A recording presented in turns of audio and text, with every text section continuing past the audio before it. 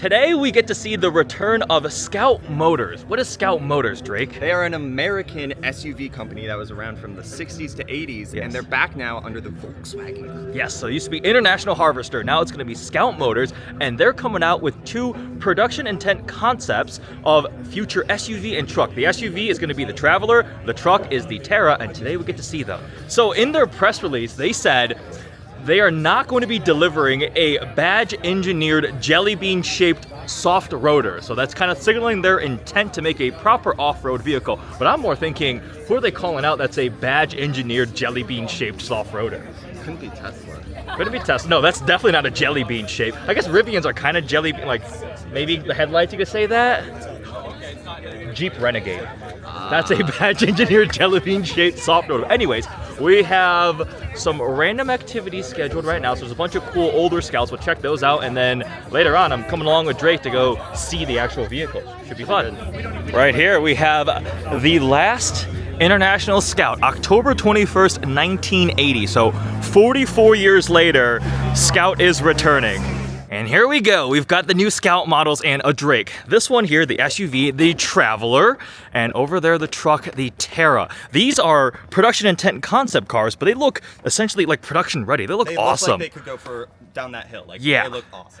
These are the 35-inch tires. So with that, we've got over a foot of ground clearance, nearly 3 feet of water fording depth. It's got disconnectable sway bars. You can actually have a full-size spare in the back with the Traveler, and take a look at how robust and rugged this carrier is. That is a full-size spare tire. This rear end looks phenomenal. Yes, I agree. Absolutely awesome. A lot of the horizontal lighting elements, which looks really minimalistic, and it's got this like black mask treatment. You see the blackout element across that full-size spare. On the truck, you can have a 33-inch spare underneath, or 35-inch tire carrier in the bed. 5.5-foot bed. There's just so much to take a look at back here. So then the Harvester thing. Oh yeah. So this one is a range extender. It's an EREV, so extended range electric vehicle. And this is where you put the gas in up front. That is, and it's called Harvester, which obviously a throwback to International Harvester, but also is just a really cool name for something that is extended range hybrid. So it's not only EV, which is really, really important. You can get it as a full EV, about 350 miles of range, or with the EREV, so the Harvester system with the gas engine, which recharges the high voltage battery. It does not power the wheels, more than 500 miles of range. So that is pretty dang impressive. And also this one's a 6-seater, it looks like. Is it? Oh yeah, you get the bench seat is available. Yep, you get the bench seat there, the big screens. We'll ask them to open up actually to take a look at the inside of the SUV, the Traveler. This one has a front trunk, which you can put a lot of stuff in. It's got tons of outlets. Styling wise, the Scout logo gets offset. You see that black treatment up front. Like it might illuminate too. Yeah, that does. We got to see that at night later on. We've got the DRLs here, a lot of the horizontal lighting elements. The bumper is super rugged. We've got a good amount of ground clearance in this matte blue paint.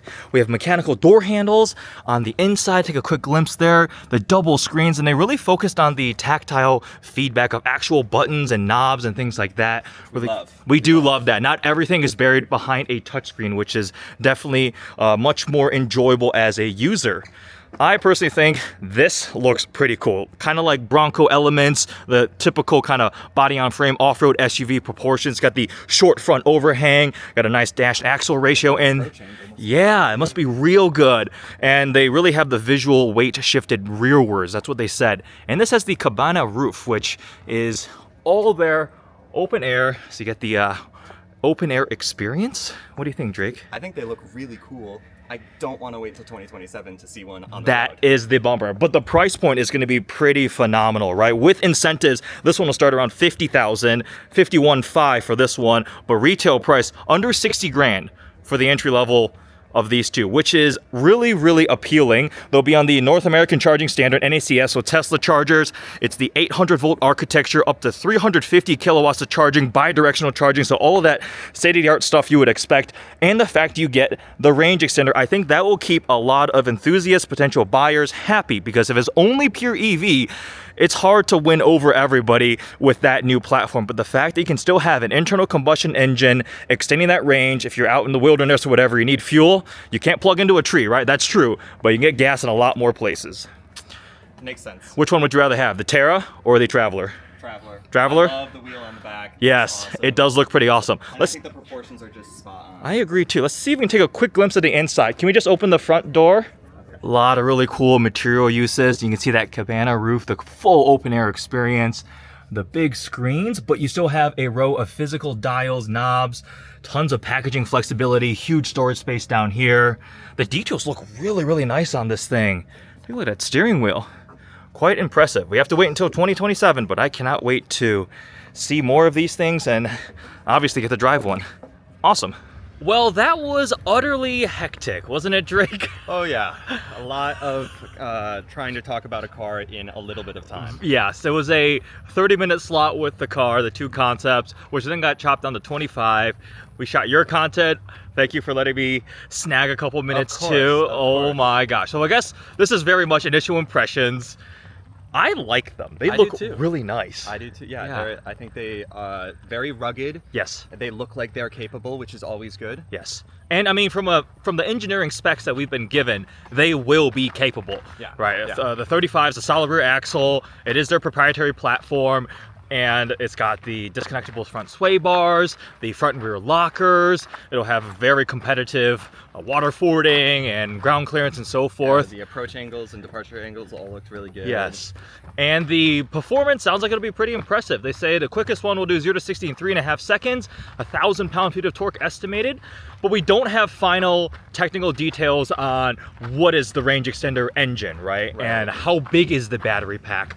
Range, they say 350 for the EV and over 500 with the range extender. But we were chatting earlier, curious, like, is the range extender combo going to have a smaller battery pack? How big is the fuel tank? And so for all these questions. Yeah, because the range only bumps up 150 miles when you go for the range extender. Correct. Obviously, you have the added practicality of being able to just fill up the gas tank. Yeah. And then have that charge the battery. Yeah. But yeah, it'll be interesting to see. We just don't have that many details Not on yet. the powertrain. And I tried to ask, and they said that will come at a later date. So. Which makes sense. These are production intent concepts, but still concepts.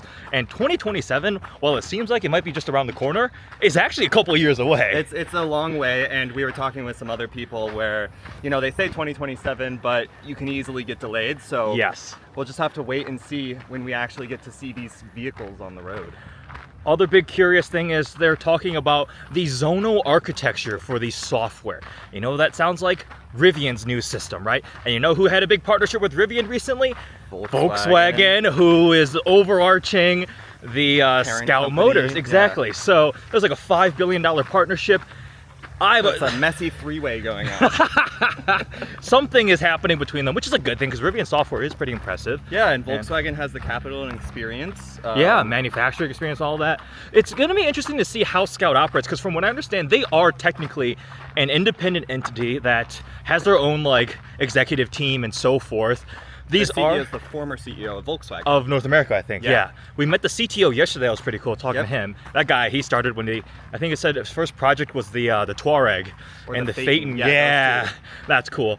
The cool thing about Scout is they're going to be built, they're engineered in America. Novi, Michigan, actually right by where I live, in Metro Detroit, and they're going to be building them in South Carolina. Yeah, South Carolina. They're building the factory. Yes. Right now. So that will take some time. They're going to add over 4,000 American jobs, which is a nice thing to see. And the price point is also, if they can stick to that, that's pretty impressive. Yeah, sub $60,000. So I mean, that's like a Toyota Land Cruiser. And but these are EVs. EVs so or range extender. Right. So I don't want to see all the comments, oh, it's an EV, it's an EV. They added a range extender option. There will be an internal combustion powered version. I think the interior looks really cool. Yeah. The styling looks really cool. It'll have plenty of tech. Early glimpse of the new Scout Traveler and Scout Terra. I think we've made our way to the media center, right? Maybe. Take a look at that view, guys. Like, this is where we are right now. That's not bad at all. But who knew Tennessee was so beautiful? Tennessee is very pretty. California boy. Right. We're gonna now do some editing, but I hope you guys enjoyed this first quick, super impromptu vlog checking out the new Scout Motors Terra and Traveler. Hope you guys enjoyed. Check out Drake Moscow on all the different platforms. Thanks for watching. See ya.